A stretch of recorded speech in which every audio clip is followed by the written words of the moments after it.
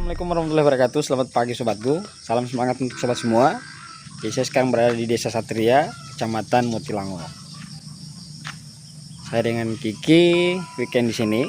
Seperti biasa kita weekend setiap minggunya. Dan ada yang unik di pagi ini sobatku.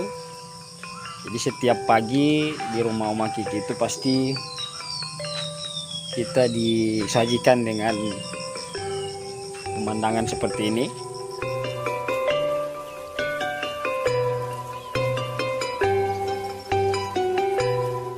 Setiap pagi saya pasti duduk di sini di teras rumah menikmati sunrise. Jadi biasanya setiap pagi di sini ada sunrise, tapi karena berhubung sini berkabut, jadi sunrise-nya tidak muncul.